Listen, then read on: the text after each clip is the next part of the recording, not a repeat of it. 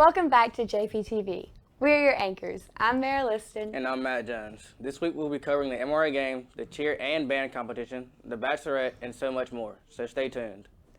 Our first story has to deal with one of our very own prep students, Tatum Henry. Tatum is a senior who has some exciting news to share. Here's Matt with the story.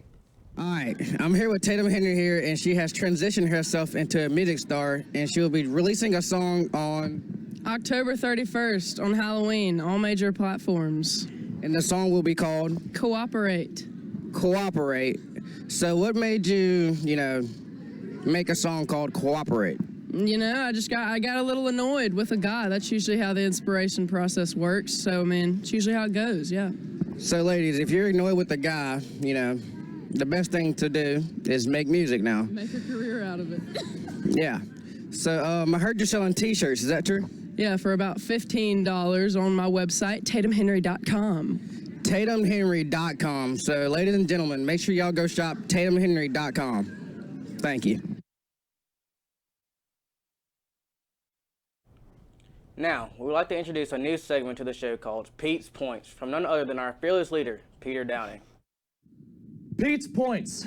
What's what? That's the segment of the week. Places in the senior high I bet you didn't know about.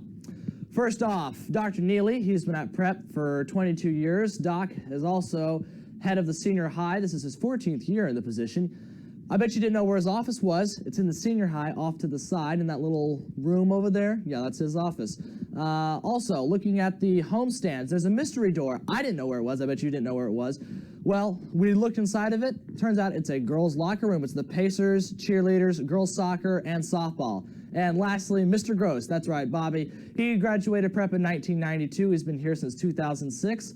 Working as the tech director, but I bet you didn't know where his office was. It's in Lindsay Hall. You know where the woodworking shop is? Yeah, well, if you go in that door in the backside of Lindsay Hall, it's underneath the stairwell. Now, lastly, food question of the week.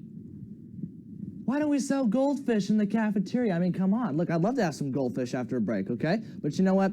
I'm not complaining. I'm fine with my Doritos. By the way, drink of the week, this stuff is underrated. The Lipton green tea, completely underrated. But you know what? You can't go wrong with the classic Dr. Pepper. We'll see you back this time next week with Pete's Points. The Jackson Prep male cheerleader squad comes to every pep rally and game to excite the team and crowd. They are the definition of school spirit and add a lot of fun to every event they attend. Here's Josh with his interview of well-renowned male cheerleader Michael Kalsey.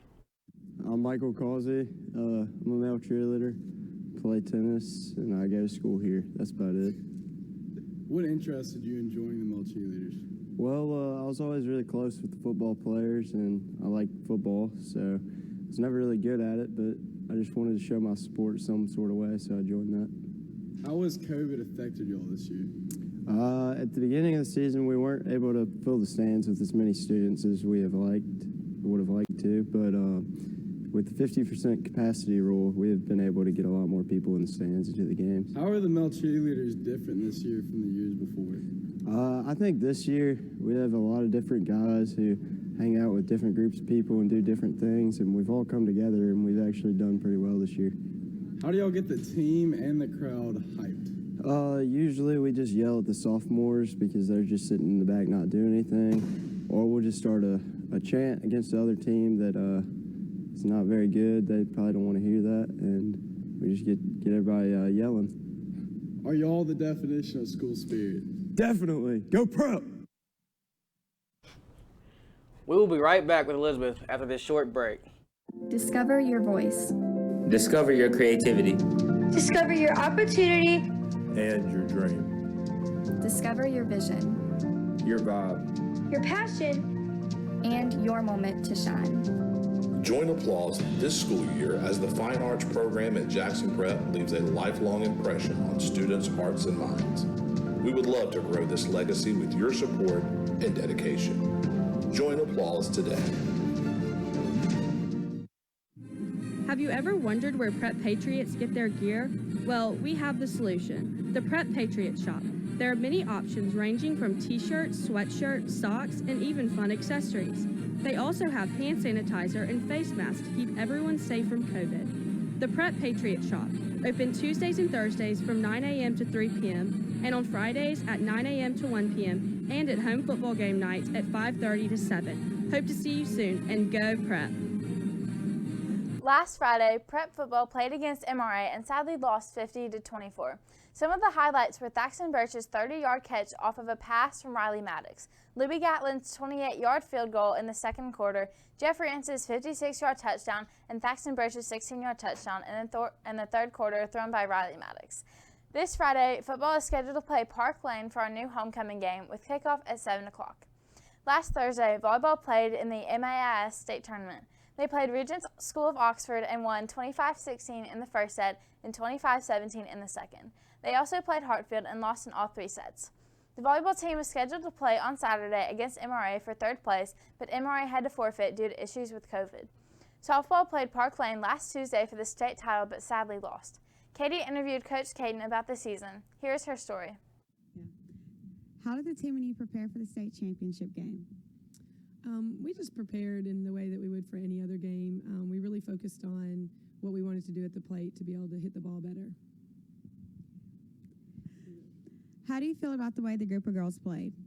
I couldn't be more proud about the way that we played, really throughout the year and definitely at the end when, the way that we finished. Are you confident that y'all will be playing for another state title next year? I'm 100% confident that we'll be playing for a state title. What are your thoughts on this past season? I just, thinking back to the season and, throughout the entire season of some ups and downs of some, we had some new players, we had some young players, and again, just the way that we finished this season was really something to be proud of. And what's special about this group of girls compared to previous years? Well, I think in general we've done a good job of the girls really getting along, but that can always vary year to year, and I think the chemistry on the team this year was a huge part of our success and something that every player on the team can take ownership for. Okay. What was the most memorable game of the year? The most memorable game of the year was the game against Copiah where we qualified to play for a state championship. Copiah was loaded with 7 seniors, a lot of JUCO commits, and we're a tough team. It was a team that a lot of people thought were going to win it all this year. So to beat them, to get into position to play for a state championship was really huge. It was a game that was full of everything. It took absolutely everyone to win that game in the dugout, on the field, and was just, a game that I think everybody will remember for a really long time. Keep watching. We will have more exciting news to share after this commercial break.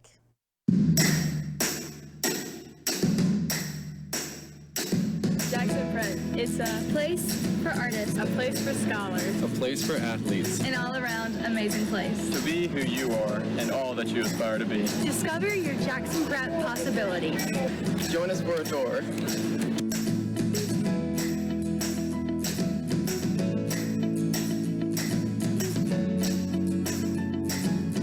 Sarah, didn't you compete in a cheer competition a few days ago? Yes, Matt, I did. Each year, the MAIS sponsors an association-wide spirit competition for cheer and dance teams. This year, the competition took place on Monday, October 19th at the Coliseum. Mississippi private schools competed at both the varsity and junior varsity levels.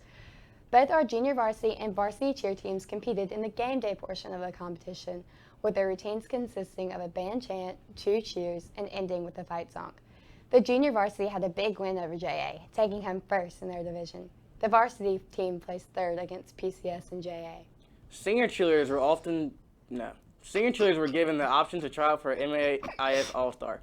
Prep seniors Victoria Now and our very own Mary Listen participated in this tryout and both received this honor. The girls had to perform their own individual routine consisting of tumbling, jumps, and cheer in a dance. A new addition to the competition was having the drum lines from the competing schools perform, adding a new level of excitement for the audience. While their performance did not count towards their team scores, it still entertained the audience as well as other competitors. What's unique about this performance is that it is the first time the Jackson Prep drumline has ever been able to compete at a competition like this. This year, every member of the band plays an instrument, such as a trumpet, saxophone, or flute, as well as a drum in the drumline. This allowed the Prep band to create a separate halftime show focused on the drums, as well as their traditional halftime show. They have practices after school where they continue to add on and change their show to create variety from week to week. The Drummond hopes they will be able to compete in future competitions. Well, that sounds like a lot of fun. We'll be right back after this short commercial.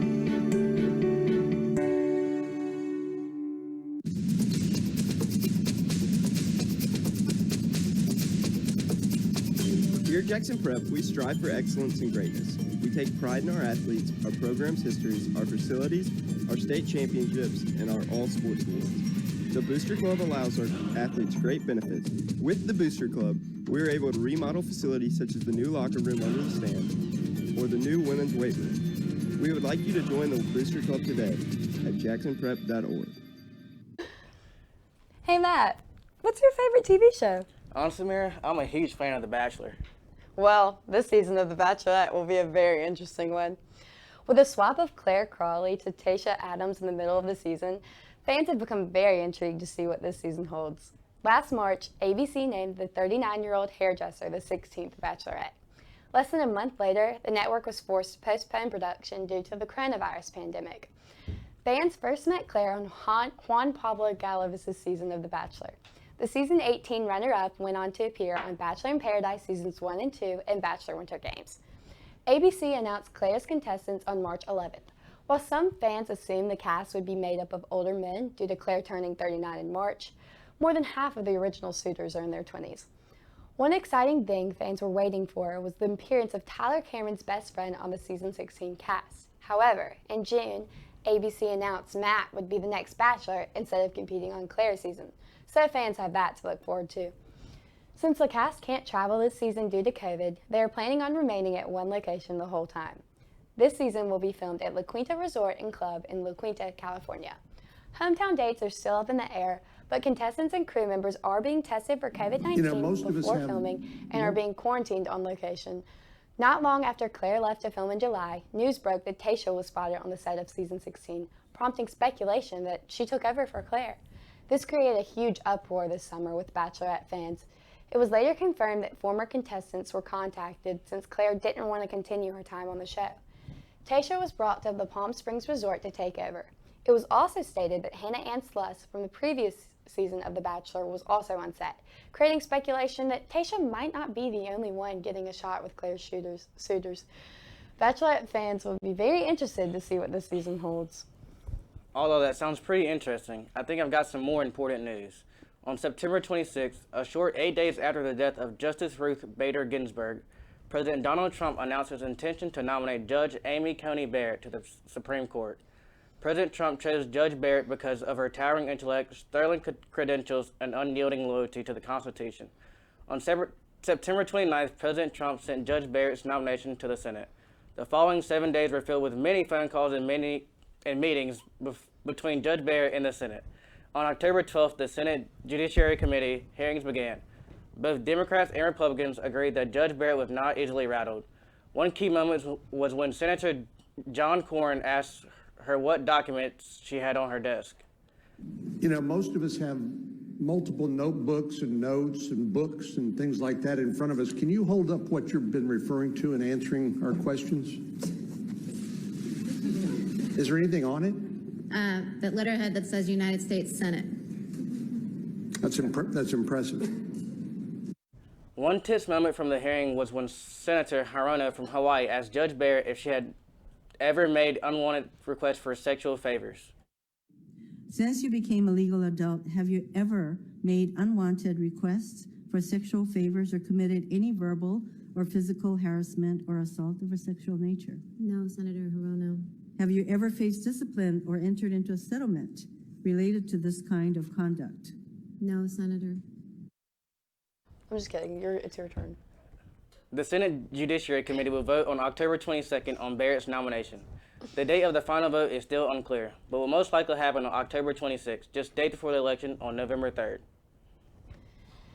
Veterans Day is coming up on November 11th, and Prep's usual plans for the day have changed given the circumstances. Here's Blake Martin interviewing Evelyn Thornton to learn more about Prep's plans for this special day. In a normal year, how does Prep usually celebrate Veterans Day?